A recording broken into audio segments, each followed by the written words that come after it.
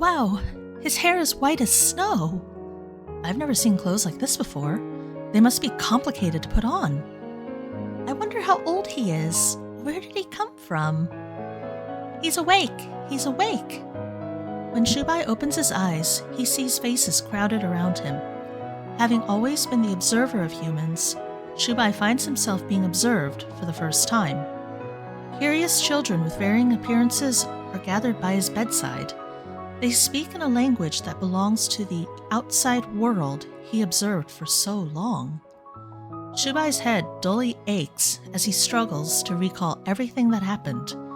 He was in the lecture hall to study the proper etiquette for serving the emissary. Then fierce winds arose and the sky darkened. A massive rift appeared at the junction where the fractal library branched off into different worlds. While everyone was trying to determine the cause of this new branch, Shiki, calling excitedly, charged into the opening. As order gradually returned, the administrator spoke to Shubai with grave solemnity. Your reading companion has found the emissary. Your mission has begun. Afterward, Shubai gave in and followed Shiki's calls into the rift. In a whirlwind of chaos where the sky and earth seemed to spin amid howling winds and blizzards, Shubai landed on wilted grass. His head struck a tree stump. His vision went dark, and he lost consciousness while hearing Shiki's anxious howls. Now that he's awake, he finds himself surrounded by children. After going through the trouble of getting here, the first face he sees isn't the revered emissaries.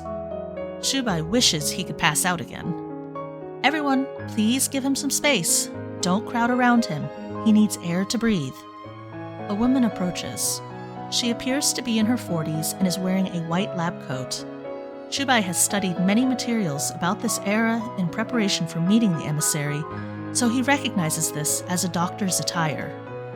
Unfortunately, with no hospital name embroidered on her coat, he can't determine where he is or how far he might be from the emissary. The children obediently make way as the doctor sits next to the bed. She holds up her hands, gestures with her fingers, and speaks in a gentle voice. Hey, kiddo. How many fingers am I holding up? Shubai takes a moment to process the fact that he was called a child. Then he cautiously answers this impromptu cognitive test. 7? Good. The doctor smiles at him. The wound on your forehead has been treated. Why don't you lie down for a while longer? Ignoring her suggestion, Shubai asks, What year is it now? It's the most important question at hand. One of the children speaks. 2035! Oh, I thought I was unconscious for years, like in those TV shows.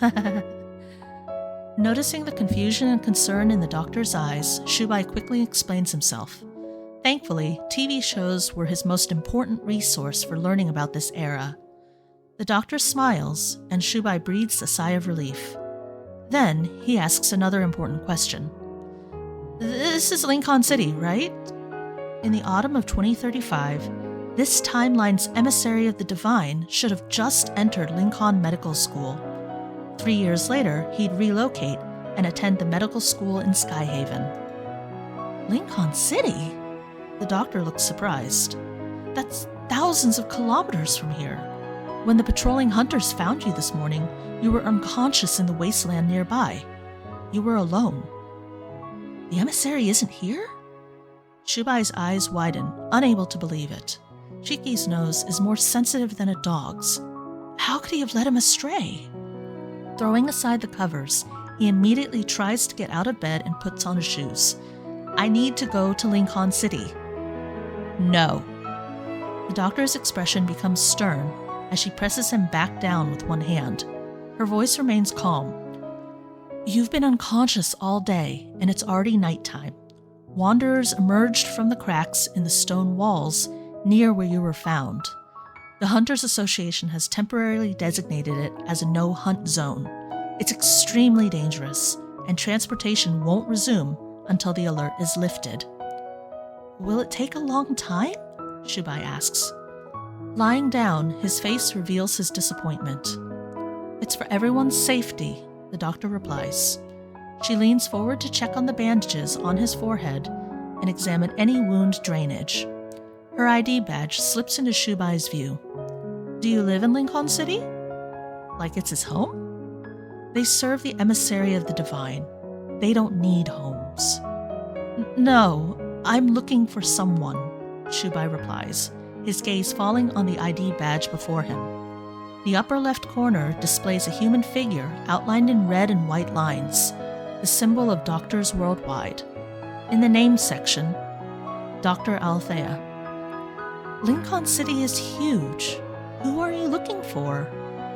Shubai furrows his brow and tries to recall the emissary's appearance. It has been too long since they met. Or rather, Shubai has always been a reader who learned about him through objective descriptions. He's tall, cold, and with a hard ice core.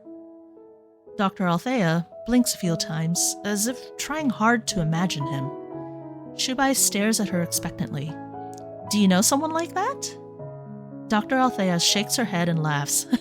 No, but this is the first time I've heard someone with such a description. It's late, and all the children are asleep. Shubai, not truly a child, tosses and turns. He's unable to sleep. He quietly gets out of bed and walks to the courtyard. The moon hangs high, its light like frost, as the tree's branches near the walls droop. Crystalline dewdrops form on the leaves. September nights are heavy with dew here, and the leaves have yellowed early. It's almost like late autumn. This is unlike the library's perpetual spring, and it's the first time Shubai has seen leaves that are half green and half yellow. He can't help but stare.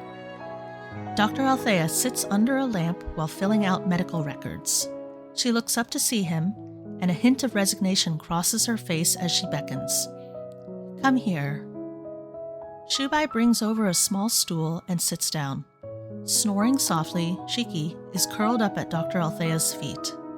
The doctor peels a tangerine and carefully separates the pieces before handing them to him. There are only 2 doctors at this field hospital. In addition to Dr. Althea, whom Shubai has grown familiar with, there's also her husband, Dr. Jace. He's spending the night at the hunter's camp for a shift. Althea looks at Shubai, and her smile reaches her eyes. Our son is only a couple of years older than you. He's studying in Lincoln City. She opens her phone, selects a contact marked with an orange emoji, and scrolls through their chat to find a photo. Here. Shubai leans forward to look, and his expression freezes. No wonder Shiki ran here. In the photo, flower petals dance in the wind across a university campus. A boy who still has a boyish look carries a stack of materials that nearly reaches his chin. He's walking alone through the crowd. Students around him were older and taller. His youthful, fair face stares into the camera with wide, cat-like eyes. He looks very, very tiny, adorable, and soft, right? Althea sighs with motherly affection. He's already a teenager, but whenever I look at my zayne, I can't help but feel this way. Shubai doesn't dare to respond. He pretends his mouth is too full of mandarin orange pieces to speak. To him, this tiny, soft boy in the photo is none other than the supreme, solemnly dignified emissary of the divine. The emissary is like a blade forged from frost and snow, as he stands above every world that deserved to be erased. Tall, cold, and with a hard ice core is the only accurate description. Shubai raises his hand and taps the screen. Althea smiles and opens an album titled Zayne for him. A family photo where he, as a 5-year-old, mimics his parents by clenching his little fists against his cheek to imitate a cat. A picture of his calm, chubby, 8-year-old face after winning a gold medal in a youth mathematics competition. A photograph featuring the look of wonder on his 11-year-old face while Jace lifted him onto a massive 577-kilogram pumpkin during a family outing. A recent photo where he's attending a university entrance ceremony surrounded by peers who were half a head taller than him. There are also photos of a summer night spent eating ice cream and stargazing with a neighborhood girl, as well as the frequent appearances of a woman who transformed from a young mother in her 20s to a gentle woman in her early 40s. Seeing the emissary gradually growing up with a happy expression and his mother slowly aging, Shubai feels the reality of this world for the first time. People grow old, the emissary grows up, and leaves turn yellow. Several weeks pass. Shubai's clothes are washed, dried, ironed, and then dirtied again from playing. Shiki is plumper now. Finally, the alert is lifted. The Hunters Association's dispatch team conducts a thorough sweep of the surrounding areas to ensure there's no lingering danger from the wanderers. While staying at the field hospital and waiting for transportation to resume, Shubai receives a cartoon hoodie as a replacement. It supposedly belonged to the emissary of the divine when he was younger. It features an angry carrot that Shubai particularly liked. According to Dr. Jace, the emissary wasn't fond of the design, but he didn't want to disappoint his parents. So whenever he wore this hoodie, he'd carry his backpack on his chest. Later, Dr. Jace bought him a dog head backpack, which made the emissary even more reluctant to wear it. Recently, the emissary got tall so quickly that he outgrew the clothes entirely. Jace slaps his thigh with laughter as he tells the story. Exasperated, Althea swats Jace. He just returned from the hunter's camp with injuries, but without even putting down his first aid kit, he's already roughhousing with the children in the courtyard. Jace especially likes to tease Shubai, who can only sit and silently fume. He repeatedly tells himself that Dr. Jace is the emissary's father. He's the emissary's father. Thankfully, the emissary's personality is different from his father's. Shubai can feel how beloved the couple is in the local community. He meets a little girl wiping away her tears.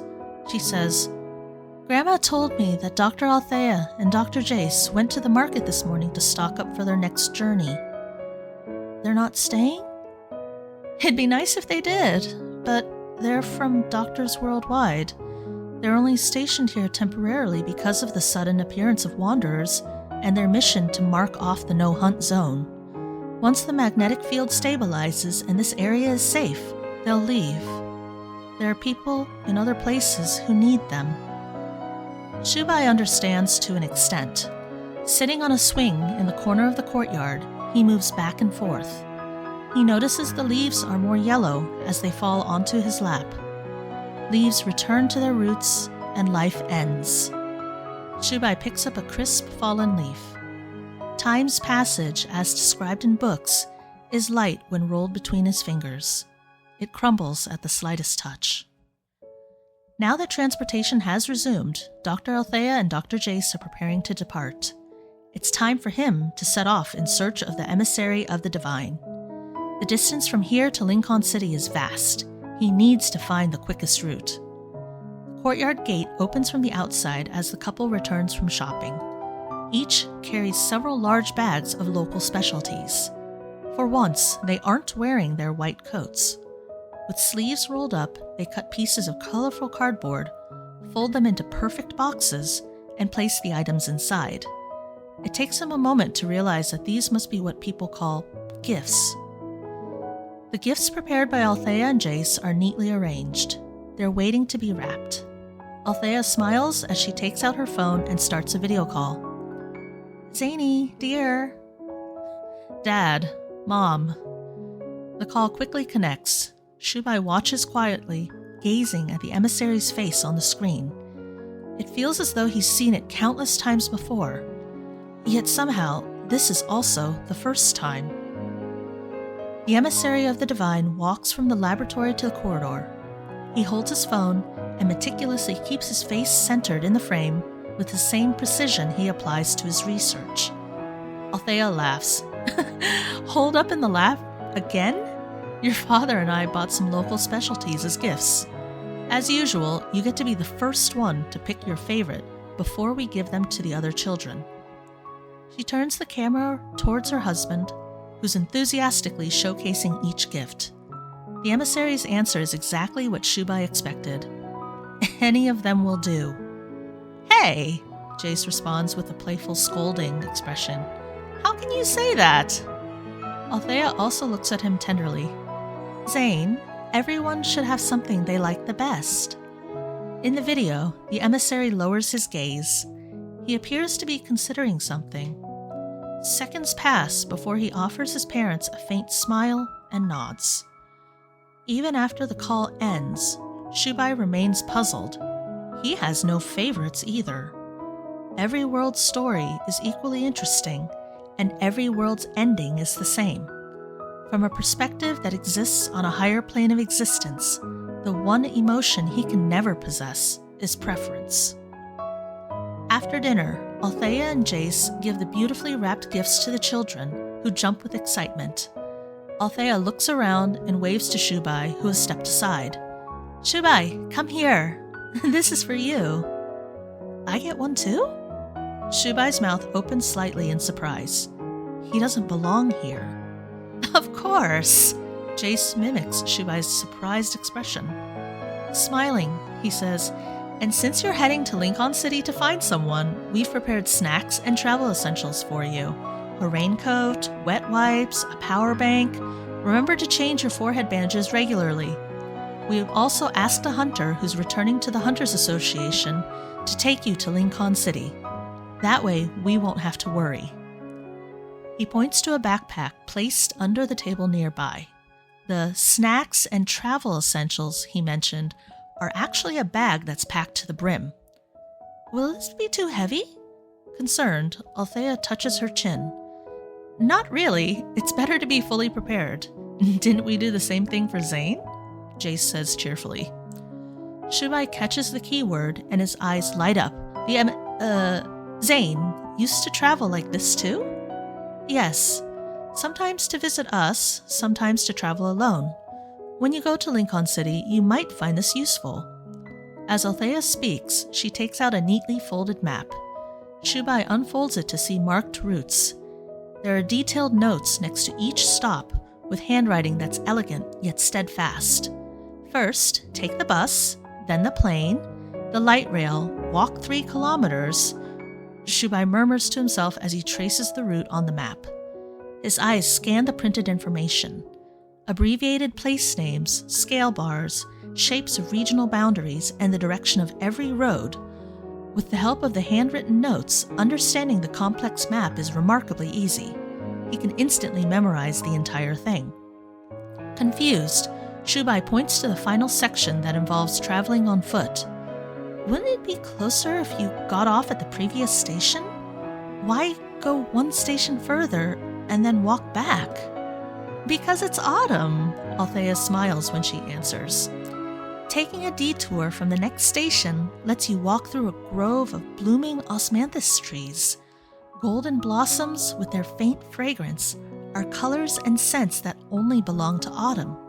No one puts these things on maps.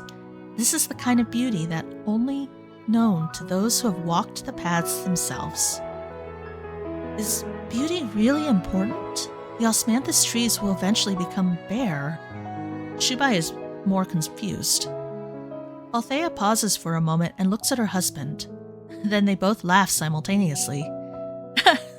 Zayne once said almost the exact same thing, Jace says somewhat wistfully.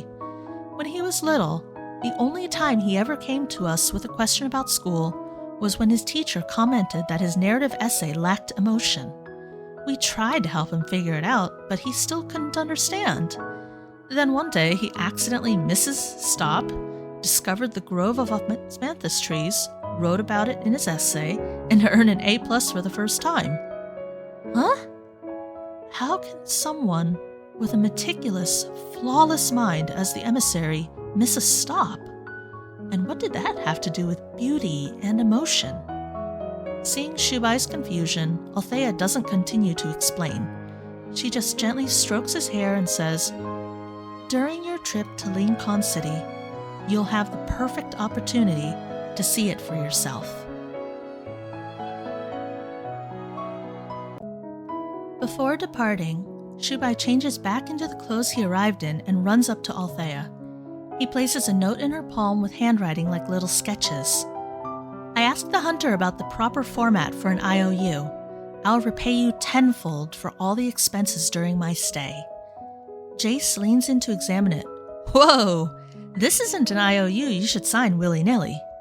But all the books I read say that one should repay a drop of kindness with a fountain of gratitude, Shubai recites earnestly. When others are good to me, I should give them appropriate compensation so we don't owe each other anything. I calculated everything last night. You gave me ointment, snacks, the Angry Carrot hoodie, travel expenses to Lincoln City. Jace quickly interrupts him. Why are you listing everything? Althea's eyes crinkle with amusement as she takes out her pen, makes a few changes to the IOU, and hands it back to Shubai. If you must satisfy your sense of fairness, then help us with something. The medical school isn't far from the Grove. Could you please deliver Zayne's gift for us? Attached to the gift is a note that says the following. Dad and Mom's favorite will always be Zayne. Dear passengers, we're approaching Lincoln University. Those who are exiting at the stop, please prepare to disembark. As the train announcement resounds, Shubai is jolted awake. Looking out the window, he can see faint golden hues stretching into the distance. Getting off at this station will lead him to the emissary. Going to the stop after will take him to the edge of the grove of osmanthus trees, and he'll need to walk back 3 kilometers through that golden landscape. After autumn is winter. The most fundamental, inescapable truth of the world materializes as a real landscape in Shubai's mind for the first time. By then, the branches will be bare, people will wear thick clothes, and snow will cover everything. But Shubai also knows that after countless cycles of wintry chill and summer heat, autumn harvest, and winter dormancy, eventually, a world will exhaust its last bit of vitality for change. Spring will no longer bring forth new green, thunderstorms will no longer roar, and there will be no more mothers growing old, nor children growing tall. When the last fallen leaf turns to soil, the emissary will appear. He will bring an end to that world without any hesitation. It'll be as nonchalant as brushing off a speck of dust from his shoulder. He did it for every world Shubai has read about in books.